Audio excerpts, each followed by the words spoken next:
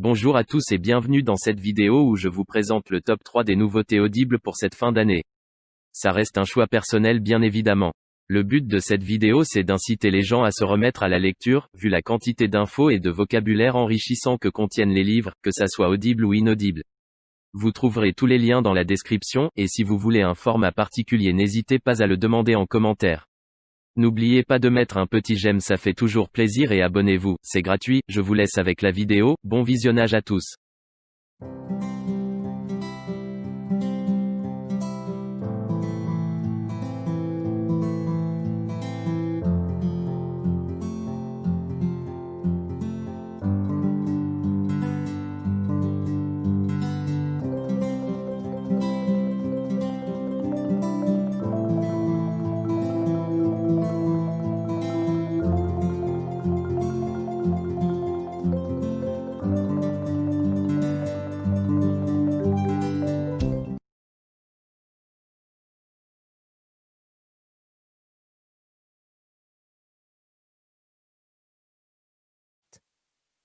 Cette fille était extraordinaire, toujours prête, insatiable, un feu ardent. « Demande gentiment », lui intima-t-il d'une voix sourde.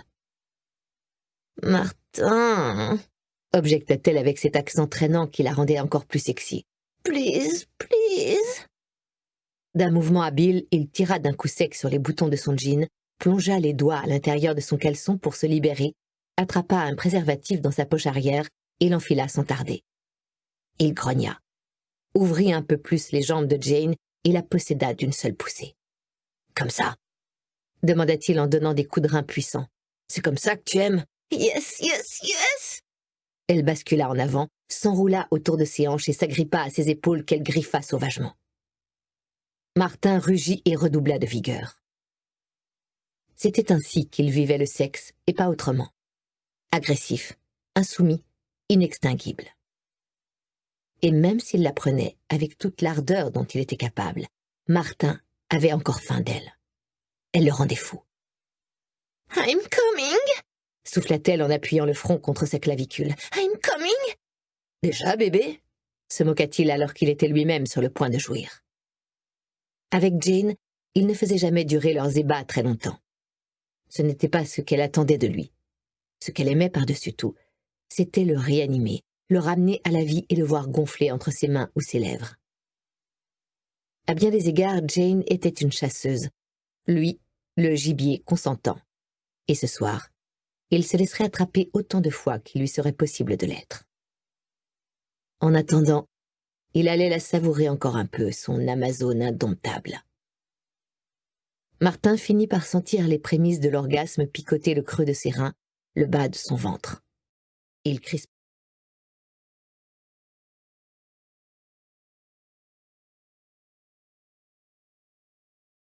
Répond d'une voix tonitruante et te demande en quoi elle peut t'aider. Sa bonne humeur inaltérée à chaque appel est un effet de la poudre blanche. Si ce n'est pas elle, c'est l'assistant assis à la droite de l'examinateur qui va te faire passer ton oral d'examen. La coke l'a rendu nerveux. C'est le physiothérapeute qui essaie de remettre ton genou en place. Lui, au contraire, la coke le rend sociable.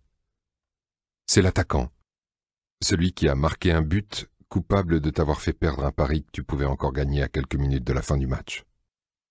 Ou la prostituée, que tu vas voir pour vider ton sac avant de rentrer chez toi, car tu n'en peux plus. Elle en prend, car la coke lui permet de ne plus voir les types qu'elle a en face d'elle, derrière, dessus, dessous. Le gigolo que tu t'es offert pour tes 50 ans, en prend. Vous en prenez tous les deux. Et grâce à la coke, il a la sensation d'être un super mec. Le sparring partner avec qui tu t'entraînes sur le ring en prend, car il veut perdre du poids. Si ce n'est pas lui, c'est le moniteur d'équitation de ta fille, ou la psychologue que consulte ta femme. Le meilleur ami de ton mari en prend, celui qui te fait la cour depuis des années, mais qui ne t'a jamais plu. Si ce n'est pas lui, c'est le directeur de ton école. Le pion, Sniff. Ou l'agent immobilier qui était en retard, justement la fois où tu as réussi à te libérer afin de visiter un appartement. Le vigile en prend, ce type qui persiste à vouloir cacher sa calvitie avec les cheveux qui lui restent alors que désormais tout le monde se rase le crâne. Si ce n'est pas lui, c'est ce notaire chez qui tu espères ne plus jamais devoir retourner, et qui prend de la coke afin d'oublier les pensions alimentaires qu'il verse à ses ex-épouses. Si ce n'est pas lui, c'est le chauffeur de taxi, qui peste contre la circulation avant de retrouver sa bonne humeur. Et si ce n'est pas lui, c'est le cadre dirigeant de ton entreprise, que tu dois inviter chez toi et convaincre de favoriser ton évolution de carrière. C'est le policier municipal qui te colle une prune et qui transpire copieusement en te parlant, bien qu'on soit en plein hiver. Ou bien le laveur de carreaux aux yeux enfoncés, qui arrive à s'en payer en empruntant de l'argent. Ou encore ce jeune gars qui glisse des prospectus 5 par 5 sous les essuie-glaces des voitures.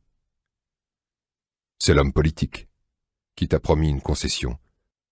Celui que tu as envoyé à l'Assemblée nationale grâce à ta voix et à celle de ta famille. Le type qui est tout le temps agité. C'est le président du jury qui t'a mis à la porte à la première hésitation. Ou c'est l'oncologue que tu es allé voir. On t'a dit que c'était le meilleur, et tu espères qu'il pourra te sauver. Lui, après un bon rail, il se sent tout puissant. Ou c'est le gynécologue qui oublie de jeter sa cigarette avant d'entrer dans la pièce et d'examiner ta femme alors que les premières...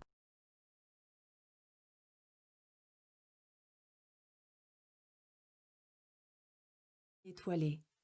Ces grandes fenêtres étaient pour l'occasion ouvertes et laissaient s'inviter le frémissement de la nuit.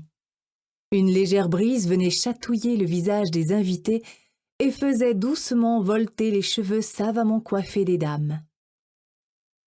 Néanmoins, aucune n'y prêtait attention, entièrement focalisées qu'elles étaient sur la fête qui se déroulait autour d'elles.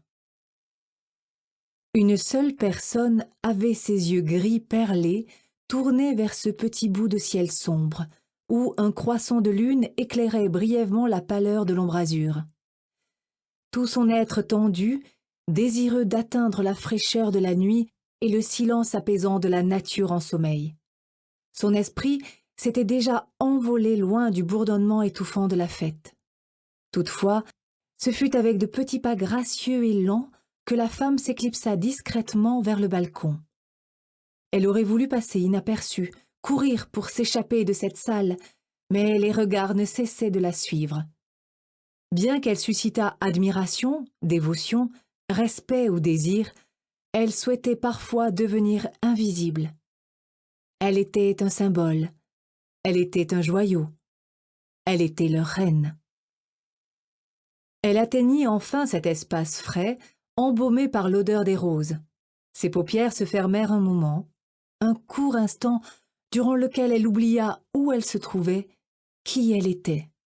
Une reine qui ne contrôlait plus son destin, une femme qui n'avait plus que l'obscurité pour dissimuler ses peurs comme son désespoir. Helena? Cette dernière ne se retourna pas, mais elle exhala un léger soupir lorsque Sibylle arriva à sa hauteur. « Tu ne peux pas continuer. »